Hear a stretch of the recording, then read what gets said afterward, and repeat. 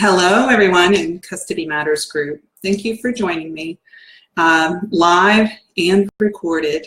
Today, by the way, I am Danica Joan, and I am the leader of the group for the Facebook Live. We also have we have Kelly Ford. She does a lot of the moderating online on the group. So, and for all of those new to Custody Matters, just to give you a little background about what it's all about. This is my way of serving other parents who are dealing with custody situations and that may or may not be working. So, so thank you for the opportunity. Thank you for the audience to be able to help you, be a contribution to you. Today's topic I'm talking about is around gatekeeping behaviors. So there gatekeeping behaviors. A lot of times people have talked about parental alienation and hostile aggressive parenting, and to be honest, that's a negative form of gatekeeping behaviors. And but there's also positive, like healthy forms of gatekeeping behaviors. And I'm currently pulling up some definitions. So parental gatekeeping behaviors. Parental gatekeeping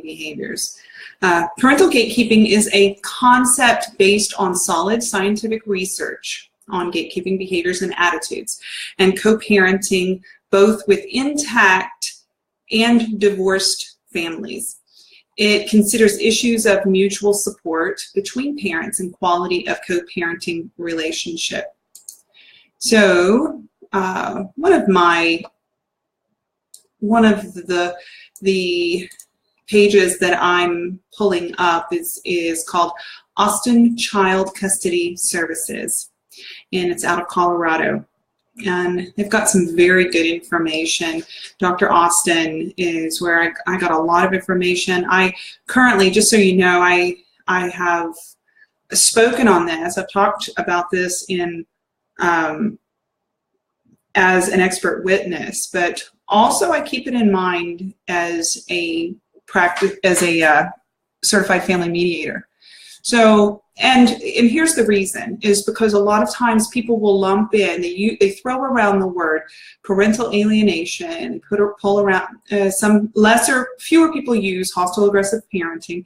And of course, everybody throws in the word narcissist. It's interesting to me, but in 2001, when I was going through my divorce and custody situation, how all of these words were like, words that you almost had to explain. You had to define it to the listener, what narcissistic personality disorder was, and parental alienation and things like that. So I like it that a lot of these terms, these coined terms, there's actually people who've evolved some of the terminology. And in fact, when I teach my co-parenting classes, a lot of times I definitely mention parental alienation. And just for those who it is new to them, there is parental alienation and there's parental alienation syndrome.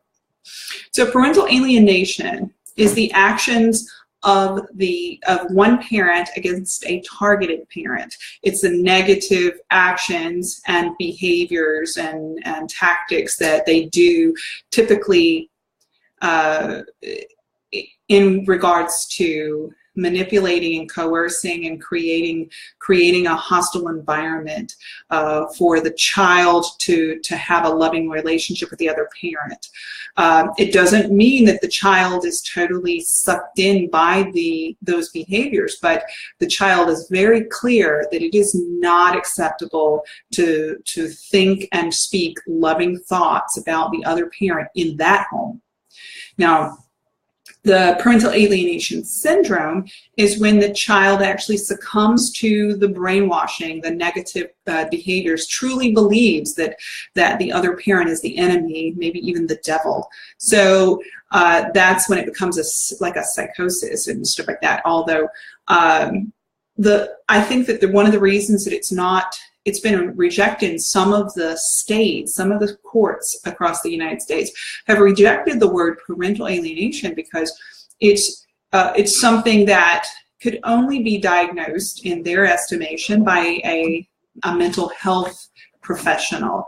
And it's been my experience that that you have to be a mental health professional who is an expert in parental alienation to really get it. Because I know, in particular, in my situation many years ago, that having had 2 psychological evaluations, the first one completely was way off base. And then the second one, who put much more time and effort into it, who was also a pretty lofty forensic psychologist, nailed it. So even in the mental health field, they're just not getting it. So it's important to get an expert. Okay, so parental alienation, and then hostile aggressive parenting. Hostile aggressive parenting is parental alienation. It is the behaviors that the parent displays, or the words, or the environment, creating a hostile environment for such that the other parent it feels bullied and is unable to really be a parent. That's all I want to do, is to have their child in their life so that they can parent just as much as the other. Okay, so gatekeeping behaviors. I like the fact, in fact, I believe that more of the courts are getting into using the word gatekeeping behaviors, because it actually defines it in an educational way. So let's see here. I had a little grid here, which is super cool. So basically, there's positive gatekeeping behaviors, and there's negative, unwarranted gatekeeping behaviors. So let's think of what a positive gatekeeping behavior would be. A positive gatekeeping behavior might be a protective gatekeeping. So that would be where the parent makes sure that they insist on holding a young child's hand when they cross a busy street. Make sure that they check in with, like, the daycare center. Make sure that the person they're handing it off to has a tag, like, that's really keeping their eyes on the safety of their child. That would be positive, protective gatekeeping behaviors. And then, of course, there's the negative, unwarranted gatekeeping behaviors that lend themselves to hostile, aggressive parenting. And a lot of times, these parents that are tight gatekeepers, they're the ones that are trying to dictate what the child is exposed to when they're out of their sight, in the hands of the other parent. So the other parent, they might say, you're not going to see the child if you bring your girlfriend around. So the stipulation is that you cannot have that girlfriend with you while you're visiting with our child. Another gatekeeping behavior is, all right, this parent cannot see this child. Usually they will, unless they've been trained differently, a lot of times their language reveals their intentions. A lot of times they'll say, my child, like my possession. But if they've been trained, they'll start using our child. But it is, so they see that child as their possession, and they see that they will dictate where the child goes, what happens to them, everything. Otherwise, no visitation. The supervised visitation is a big one for unreasonable gatekeeping behaviors. Making sure that the child the parent strictly has supervised visitation, and then becomes very rigid about it, about the times when the vision can happen, such that it makes so unreasonable that the parent never does get to see the child. Or I know that there are supervised visitation services out there, but some of them are just not affordable for a parent who's struggling to even keep a roof over their head. So so then they know that if they can just get supervised visitation, then that parent would not even be able to afford to even see their child. So it's really quite sad. Another situation is I know that it seems like autism has become quite more, I guess, more prevalent. Not that it's probably always been an issue, but right now in this day and age, people hear about it more, maybe because there's more awareness out there. But autism is another reason that one parent would need to block contact from the other parent, because I'm not a parent of an autistic child myself, but I do know of a few people who are, and I've learned that a lot of them, they need the stability, the consistency, and the structure, and truly a detail-oriented parent who can maybe dip into being a helicopter parent could actually use that in their mind. They're truly trying to do what's best for the child, such that the child doesn't get into a swirl of chaos for themselves. However, there needs to be a balance, because it's not fair that the child, and I keep going back to the child's rights, not necessarily the parents' rights, the child's rights. The child has, child has a right to have a loving, nurturing relationship with both parents, not one parent and one babysitter who just happens to be the other parent. That they really need to have, and you can create structure with when parents are not in an intact relationship and they have an autistic child or a special needs child that needs some stable routine and stuff like that, it is workable that you can still have both very involved.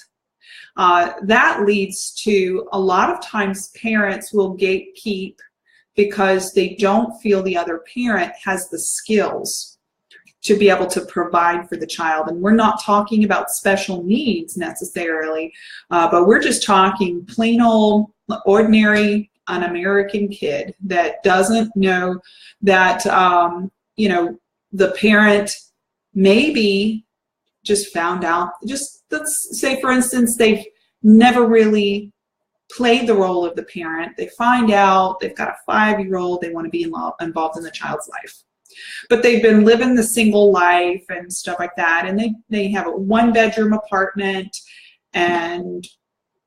but they were like, wow, I'm a parent, I want to be involved. So I've seen in situations where you've got a protective parent who's done all the work, and they've had to do the all nights with the kid throwing up and diarrhea and everything like that, and now this one parent wants to walk in and take their fair share, and it can be very frustrating to because you know that child.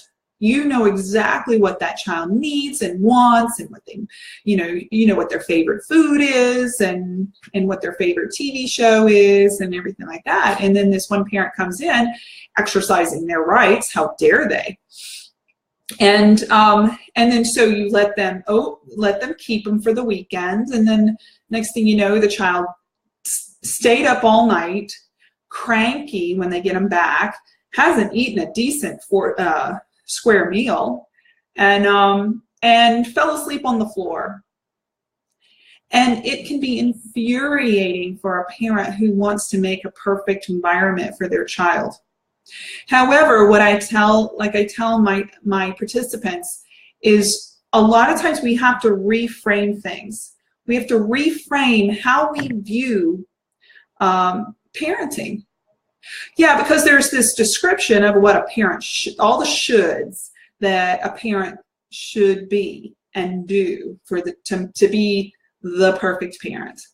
So, and then we look at the way that this other one is. Of course, we've got these glasses we're looking through that of scrutiny and judgment, and that's all we see because we filtered out all the good stuff that they offer.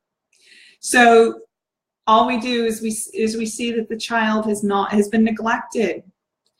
But what we need to get is that with any kind of parenting, it's not like any of us just walked out of that hospital with that baby and knew exactly what to do, unless you were a caregiver yourself.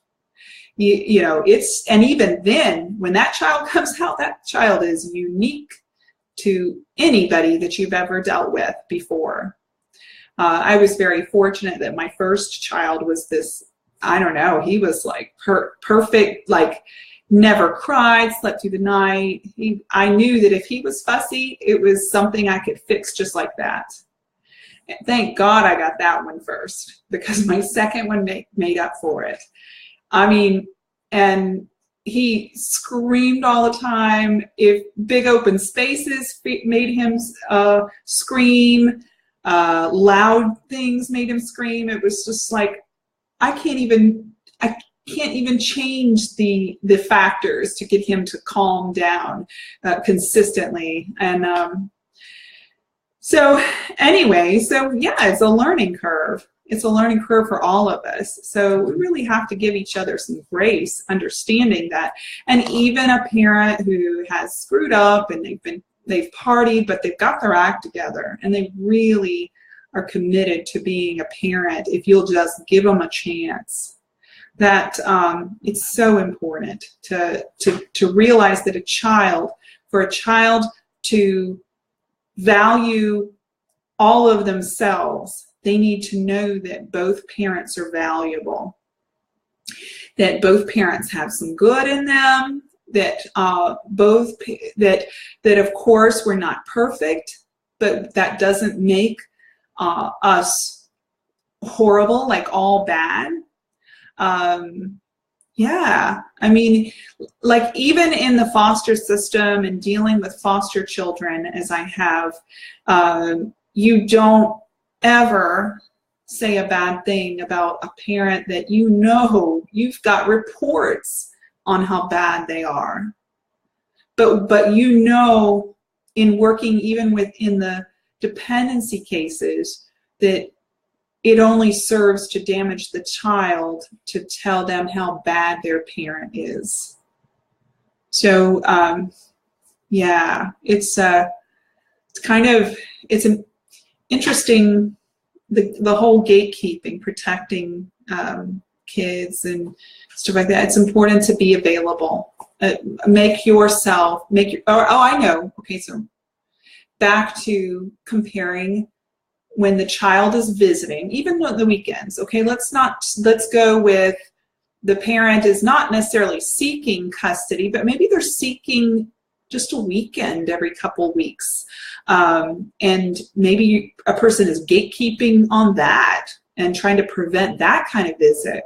So the gatekeeping, they're like, but you need to reframe and think, okay, if my child were going over to have a sleepover at their friend's house, and you know that there's not a proper bed for my child, because there wasn't a proper bed.